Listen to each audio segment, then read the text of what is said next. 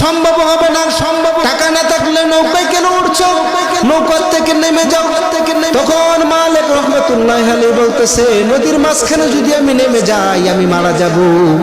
তুমি আল্লাহর বান্দা, আমি তো আল্লাহর বান্দা, তোমার কি একটু আমার প্রতি মায়া লাগে না? মায়া লাগে না, পয়সা দাও, পয়সার প্রয়োজন। কথা কইতে কইতে হঠাৎ এক পর্যায়ে দুজনের কথার মিজে তখন মালিক রহমতুল্লাহ আলাইহিকে ওই মাঝি কি করলেন, মারতে শুরু করলেন। তখন একটা থাপ্পড় দিলে নৌকার মিজে যখন পড়ে গেল, আবার উঠলো, উঠার পরে মারধর করলো। তখন মালিক রহমতুল্লাহ আলাইহি বলতেছে মাবুদ গো, তোমার প্রেমে পাগল হইয়া নদী পাড়ি দিয়ে যাচ্ছি, কিন্তু তোমার বান্দা টাকা ছাড়া পাড়ি দিতে দিবে না। আমার হাতগুলা বেঁধে ফেললো, পাগুলা বেঁধে ফেললো, আমাকে নদীর মিজে নিক্ষেপ করবে। ও আল্লাহ, তুমি আমাকে বাঁচাও।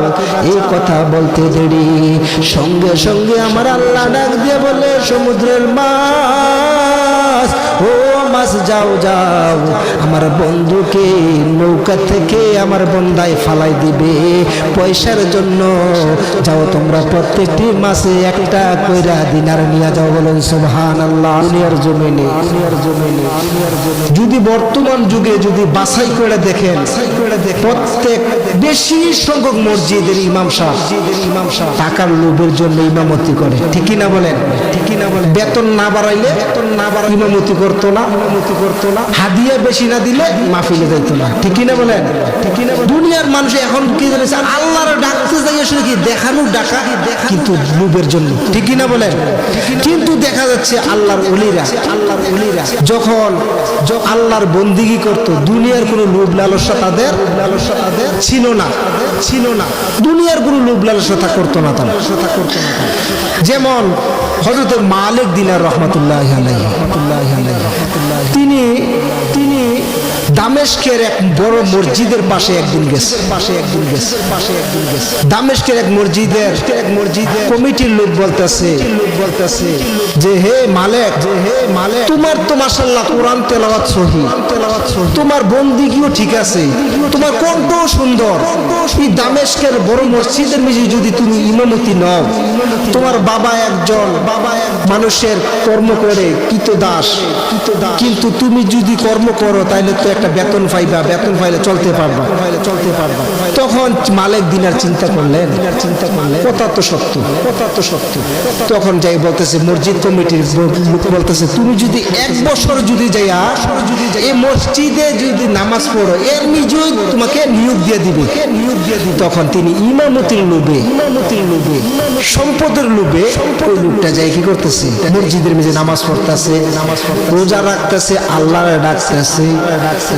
হঠাৎ করে এক বছর যখন পূর্ণ হওয়ার কয়েকদিন আগে মসজিদ থেকে বাহির হয়েছে, তখন গায়েবী আওয়াজ আসলো, হে মালিক, তুমি তো দুনিয়ার সম্পদের লোভে পড়ে গেছো, দুনিয়ার সম্পদের লোভে তুমি নামাজ পড়ছো, দুনিয়ার সম্পদের লোভে রোজা রাখছো, তুমি দুনিয়ার সম্পদে দেখানোর জন্য, মানুষকে দেখানোর জন্য তুমি মসজিদের মেঝে জাগ্রত থাকছো। ও মালিক, তুমি আমি মাবুদকে তো খুশি করানোর জন্য মসজিদে থাকছো না। হঠাৎ করে কথা শোনার সাথে সাথে তিনি চতুর্দিকে তাকাচ্ছে, কাউকে খুঁজে পাচ্ছে না। তিনি বললেন হায় রে আফসোস, যে মালিক আমাকে বানাইলো, যে মালিক আমার রিজিক দিল, যে মালিক আমাকে হায়াত দিল, যে মালিক আমাকে মৃত্যু দিবে, সেই মালিককে না দেখে এক বছর বাহির হয়ে যাচ্ছে, আর কয়েকদিন পরে এক বছর পূর্ণ হবে। আমি শুধু ইমামতির জন্য রাত্র দিন কাটাইয়া দিলাম। আমি মালিককে যদি খুঁজতাম তো আমার মালিককে আমি পাইতাম। বলুন সুবহানাল্লাহ। সঙ্গে সঙ্গে তওবা করে আল্লাহর দরবার বলে, আল্লাহ আমার ইমামতির দরকার নাই, মুতাওয়াল্লির দরকার নাই, আমি কোনো কিছু করব না। আল্লাহ তোমাকে ডাকবো, যদি মনে চাই তুমি আমাকে খাওয়াইও, আর উপাস রাখলে আমি তাতে তোমার কাছে খুশি। বলুন সুবহানাল্লাহ। সঙ্গে সঙ্গে আব্দুল্লাহ তখন হযরত মালিক রাহমাতুল্লাহি আলাইহি মসজিদের লোকেরা বলতেছে, কমিটির লোক বলতেছে যে মালিককে নিয়োগ দেওয়া হোক। মালিক বলতেছে আমি দুনিয়ার কারো চাকরি করব না, কারো অধীনে আমি থাকতে চাই না, একমাত্র আমি আমার মাবুদকে চাই, আমি দুনিয়ার জমিনে কারো কর্ম করতে চাই না। বলুন সুবহানাল্লাহ। সঙ্গে সঙ্গে তিনি তওবা পড়ে মসজিদ থেকে বাহির হয়ে গেলেন। বাহির হয়ে যখন রাস্তার মেঝে যে হাঁটতেছে, আল্লাহর তাসবিহ পড়তেছে, পড়তে পড়তে একটা নদী পাড়ি দিবে। ওই পাড়ি দেওয়ার জন্য একটা খেয়া ঘাটের কাছে গিয়ে বলতেছে, মাঝিকে বলে, মাঝি রে রে মাঝি, আমি নদীর ওই পাড়ে যাব, আমাকে নদীটা পার করে দাও। নৌকার মেঝে আরো যাত্রী ছিল। তখন মালিক নৌকার মেঝে উঠলেন। নৌকার মাঝখানে যাওয়ার পর মাঝি ডাক দিয়ে বলে, আপনারা প্রত্যেকের টাকাগুলো পয়সাগুলো হাতে নেন, আমি আপনাদেরকে প্রত্যেক থেকে ভাড়া উঠাবো। প্রত্যেকটি লোক তাকে পয়সা দিল। মালিক রহমতুল্লাহি আলাইহির কাছে গেল।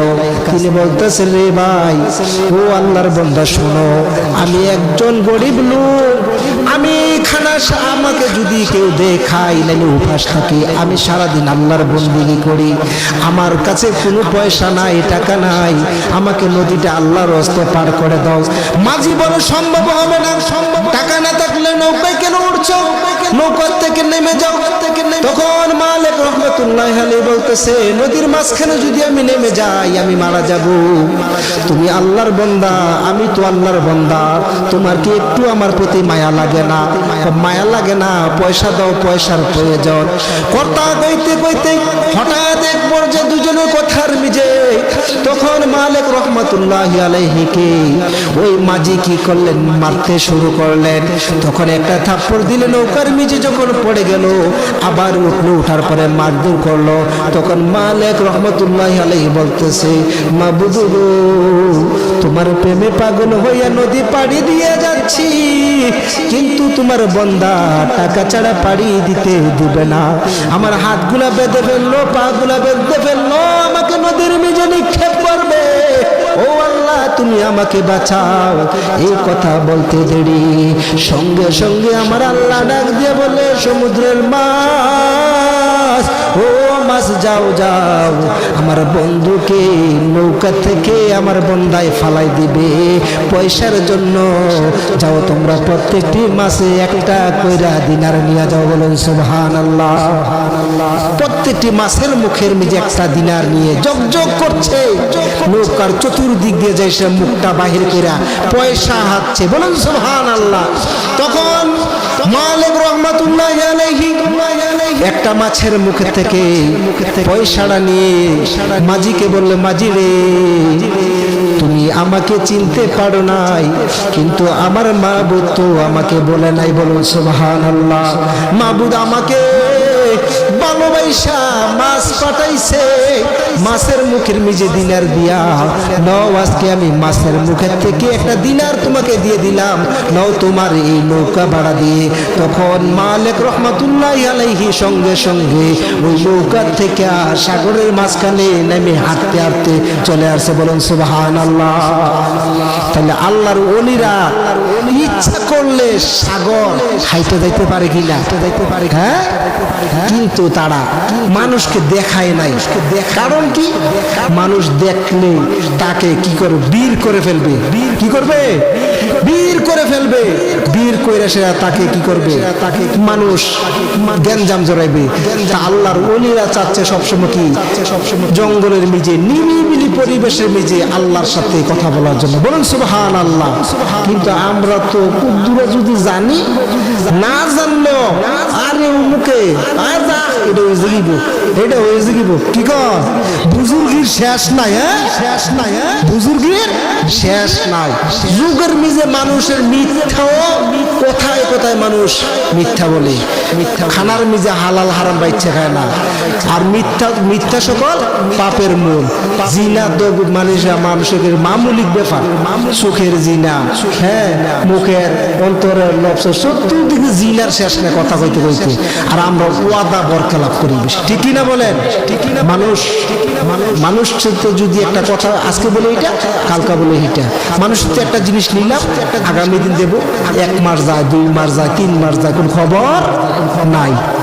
দেখা যাচ্ছে অনেক মানুষ আছে, এইভাবে আমার এক লোকে কইছে হুজুর 5 বছর হইছে টিয়া নিছে 5,000 টিয়া 5,000 টিয়া নিয়ে আসি না খুঁজি টাকাটা দেন, টাকা দেমনি তো হঠাৎ করে লোকটা বাজারে গেছে ছেলেরে মুসলমানি করেছে, গরুর বস্তু কিনতে গেছে, তো পকেটের থেকে টিয়া বার করছে, অনুষ্ঠান করবো টিয়াটা বার করছে করে সেটা কষাইরে দিতেছে, বেটা কইতেছে ভাই এতগুলো বস্তু কিনলেন আমার টিয়াটা রাত দেন, তো বস্তু কিনতে পারছেন টিয়া দিতেন না করে তো ফোলার মুসলমানি করাইছি, এই মুসলমানের বস্তু কিনছি অনুষ্ঠান হইব, ভাই আমার টিয়াটা রাখস না আর কোয়াটা দিন না, মাসাল্লাহ ফোলার মুসলমানি করাইছি কদিন পরে বিয়ে করাইলাম, টিয়াটা তো উচিত পাইলে দিয়া লাগে, চিন্তা করছেন নি ফানাদার যদি কিরকম যদি হাওলা আনতারে শেষ হেবাটার চিনই না, আসেনি অনেক মানুষ এইভাবে আছে, কিন্তু আমরা